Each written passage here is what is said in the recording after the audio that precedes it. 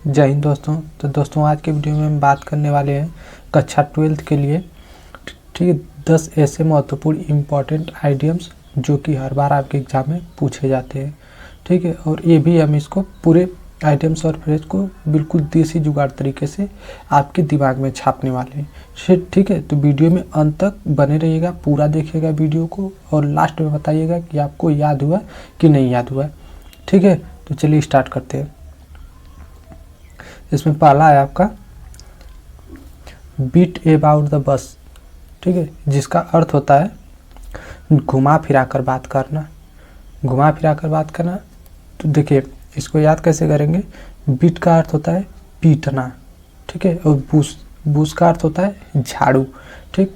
अगर मान लो कि जब आपकी मम्मी झाड़ू से आपकी पिटाई कर रही हूँ, ठीक है, अगर किसी कारणवश आपकी मम्मी झाड़ू से आपकी पिटाई कर रही हूँ और उसी वक्त आपका दोस्त देख ले, ठीक है, और बाद में जब दोस्त पूछता है कि नहीं तुम्हारी मम्मी तुमको क्यों मार रही थी, तो आप क्या उसको घुमा फिरा कर बताओगे, ठीक है। घुमा फिरा कर नहीं यार बस ऐसे ही ऐसे मार रही थी, ठीक है। तो घुमा फिरा कर यानी वही लिखा है कि to come indirectly to the point, यानी उसको इनडायरेक्ट सीधे नहीं बताओगे, उसको घुमा फिरा कर बताओगे कि नहीं यार बस ऐसे ही पीट रही थी, ठीक है।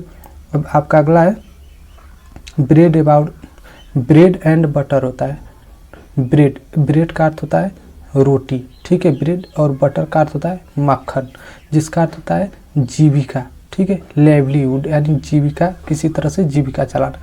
कोई गरीब व्यक्ति हो, मान लो कोई गरीब व्यक्ति हो, कहीं काम करता हो, ठीक है, तो क्या करता है सुबह सुबह ब्रेड लाता है, ठीक, और उस पर बटर लगाकर खाकर तुरंत काम पर निकल जाता है, ठीक। तो क्या कर रहा है वो, इस तरीके से अपनी जीविका ही चला रहा है, ठीक। अगला है बाय फिट एंड स्टार्ट्स, ठीक। जैसे मान लो कोई जिम करने वाला हो, ठीक है, जिम करने वाला क्या करता है कि वह जब फिट हो जाता है तो जिम को छोड़ देता है, ठीक है, और जैसे ही अनफिट सा होता है तो फिर जिम को स्टार्ट कर देता है, ठीक। तो इससे क्या है कि वह अनियमित रूप से कर रहा है, ठीक है, लगातार नहीं कर रहा है। जैसे फिट हो जा रहा है फिर छोड़ दे रहा है, फिर जैसे अनफिट हो रहा है फिर स्टार्ट कर दे रहा है जिम को, ठीक है, यानी वही इरेगुलरली यानी एट रेंडम, या जैसे रेंडम तरीके से रेगुलर वो नहीं कर रहा है, ठीक है। अगला है बाई हुक या बाई क्रुक, इसका अर्थ होता है किसी भी प्रकार से, ठीक है।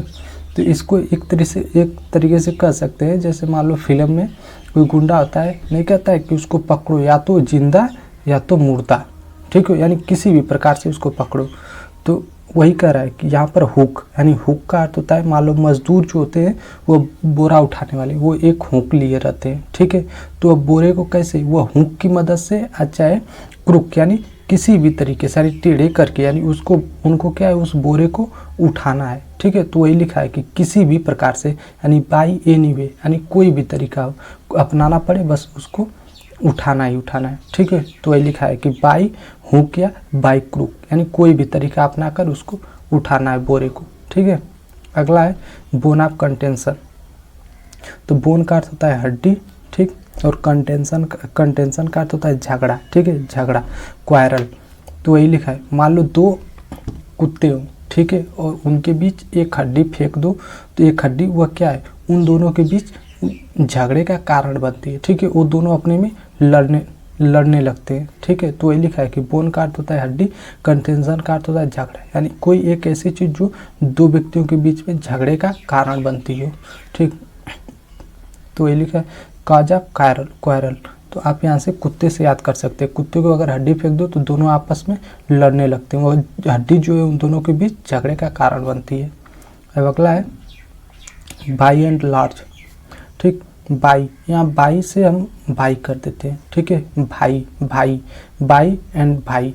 लार्ज का अर्थ होता है बड़ा, ठीक। मान लो अगर भाई यानी भाई कह दे, कोई बड़ा भाई हो, वह कह दे कि ये 10 चीज़ें हैं, इनको काउंट करके बताओ कि इसमें कितनी छोटी और कितनी बड़ी हैं, ठीक हो। तो आप क्या कहोगे कि भाई इसमें इतना, यानी 4 छोटे हैं और 6 बड़े हैं, यानी सब मिलाकर इतने हैं, ठीक। ऐसे ही तो कहेंगे भाई से, ठीक है। तो यहाँ से ऐसे याद कर सकते हैं सब मिलाकर।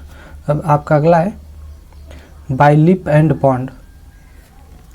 बाई लिप, ठीक है। लीप का अर्थ यहाँ पर होता है छलांग लगाना, ठीक है। लीप होता है छलांग लगाना, और बाउंड यानी बाउंड्स का अर्थ होता है बाउंड्री, ठीक है। बाउंड्री यानी कोई सीमा, ठीक। जब हमें बहुत तेज़ी से कहीं पर जाना हो, ठीक है, बहुत जल्दी अगर पहुंचना हो, तो हम क्या बहुत लंबी लंबी छलांग लगाकर जो सीमा यानी बाउंड्री वगैरह जो भी हो उसको कूदते हुए यानी पार करते हुए जल्दी से पहुंचने की कोशिश करते हैं। तो क्या वह बहुत तेज़ी से ही, तो उस समय हम जा रहे होते हैं, यानी छलांग लगाकर बहुत तेज़ी से जा रहे होते हैं।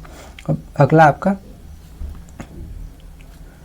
बिल्ड होता है। Build casteless in the air. Build का अर्थ होता है निर्माण करना, ठीक है।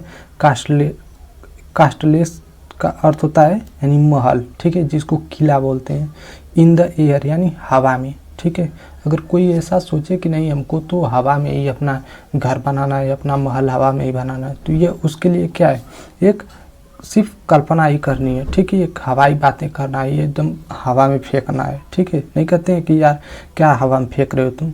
तो वही है कि build casteless in the air, यानी किसी का सपना हो कि नहीं मैं हवा में महल बनाऊंगा, तो ये क्या उसके लिए सिर्फ वो बड़ी बड़ी बातें ही सिर्फ हवा में फेंक रहा है। ऐसे कर यार क्या हवा में फेंक रहे हो, ठीक है। तो वही लिखा है कि मेकिंग ड्रीमी स्कीम होता है, ठीक है। एक ऐसी योजना जो सिर्फ कल्पना यानी ड्रीम यानी स्वप्न देखना उसके बारे में, ठीक है, वो रियल में संभव न हो, तो वही लिखा है हवाई बातें करना। अगला है बियर विथ, ठीक है। बियर का अर्थ होता है बियर यहाँ से हम देखते हैं, यहाँ से हम निकालते हैं ईयर, ठीक है। ईयर और विथ का अर्थ होता है साथ, ठीक है।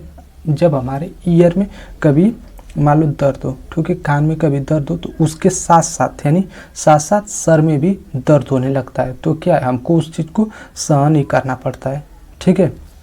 अगला है ब्रिंग टू बुक होता है। ब्रिंग टू बुक, ठीक है। यहाँ से ब्रिंग यानी लाना होता है, टू यानी बुक यानी किताब। अगर आपको टीचर बोल दें कि आपको कल इंग्लिश का किताब लेकर आना है, ठीक है, और आप उसके इंग्लिश की जगह हिंदी की किताब लेकर चले जाओ, तो टीचर क्या करेंगी, आपको दंडित ही करेंगी, ठीक है। तो ये रहा है आपका 10 ऐसे इंपॉर्टेंट आइडियम्स, ठीक है। यहाँ पर देखिए जो भी जितने भी पिछले एग्जाम में पूछे हैं सब देखिए बहुत ही इंपॉर्टेंट है, ठीक है। प्रीवियस ईयर एग्जाम में सारे के सारे आइडियम्स पूछे हैं, तो आई होप कि आपको अच्छे से याद हो गया होगा। आप इसको एक बार और इसी तरह से देख लीजिएगा, ठीक है। तो चलिए मिलते हैं नेक्स्ट वीडियो में, तब तक के लिए जय हिंद।